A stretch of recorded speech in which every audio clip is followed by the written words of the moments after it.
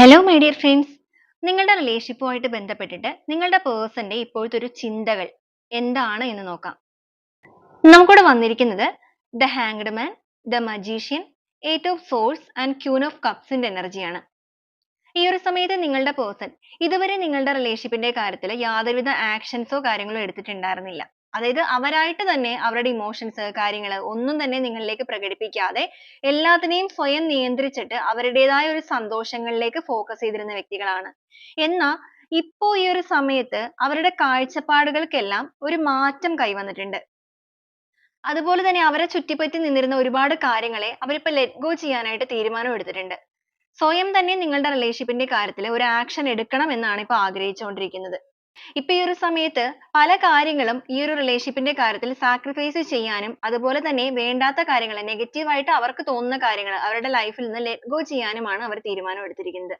കാരണം നിങ്ങളുടെ റിലേഷൻഷിപ്പിന്റെ കാര്യത്തിൽ ഒരു കോംപ്രമൈസ് വേണം. നിങ്ങളുടെ റിലേഷൻഷിപ്പ് എന്ന് പറയുന്നത് ഒരു സ്റ്റേബിൾ ആയിട്ട് ഇനി മുന്നോട്ടേക്ക് കൊണ്ടുപോകണം, അല്ലെങ്കിൽ നിങ്ങൾക്ക് ഒരു കെയറിംഗ് ആയിട്ട് നിങ്ങളിലേക്ക് വരണം എന്നൊക്കെ ആഗ്രഹിക്കുന്നുണ്ട്. ഇവിടെ മജീഷ്യൻ എനർജി വന്നിരിക്കുന്നത് കൊണ്ട് തന്നെ അതൊരു മാനിഫെസ്റ്റേഷൻ പവർ ആണ്. നിങ്ങളുടെ പേഴ്സൺ അവരുടെ എനർജിയിലേക്ക് നിങ്ങളെ അട്രാക്ട് ചെയ്യുന്നുണ്ട്. വളരെയധികം കോൺഫിഡന്റ് ആയിട്ട് തന്നെയാണ് ഈ റിലേഷൻഷിപ്പ് ഏറ്റെടുക്കാനായിട്ട് അവർ തീരുമാനിച്ചിരിക്കുന്നത്. കാരണം ഇനി ഇത് മുന്നോട്ടേക്ക് കൊണ്ടുപോകുമ്പോൾ അവരുടെ ഭാഗത്ത് നിന്നും ഒരു പ്രശ്നങ്ങളോ കാര്യങ്ങളോ ഉണ്ടാവുകയില്ല.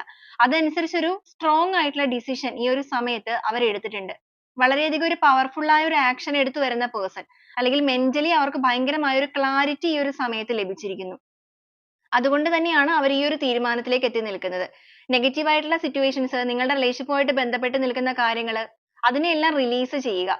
അതുപോലെ ഈ ഒരു റിലേഷൻഷിപ്പിന്റെ പോസിറ്റീവ് ആയിട്ടുള്ള കാര്യങ്ങളും നിങ്ങളെന്ന് പറയുന്ന പേഴ്സണെയും വളരെയധികം സന്തോഷത്തോടു കൂടി അക്സെപ്റ്റ് ചെയ്യാനായിട്ടുള്ള ഒരു മാനസികാവസ്ഥ, ഇതിലാണ് അവർ നിൽക്കുന്നത്. തീർച്ചയായിട്ടും നിങ്ങളുടെ വ്യക്തിയിൽ നിങ്ങളെ കുറിച്ചിട്ട് ഒരു നല്ല ഒരു ക്ലാരിറ്റി അവർക്ക് ലഭിച്ചിട്ടുണ്ട്.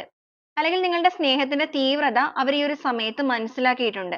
ഓക്കെ, അപ്പൊ ഇതാണ് നിങ്ങളുടെ പേഴ്സൺ ഈ ഒരു സമയം നിങ്ങളെ കുറിച്ച് ചിന്തിക്കുന്നത്, അല്ലെങ്കിൽ നിങ്ങളുടെ റിലേഷൻഷിപ്പുമായിട്ട് ബന്ധപ്പെട്ട് ചിന്തിക്കുന്ന കാര്യങ്ങൾ.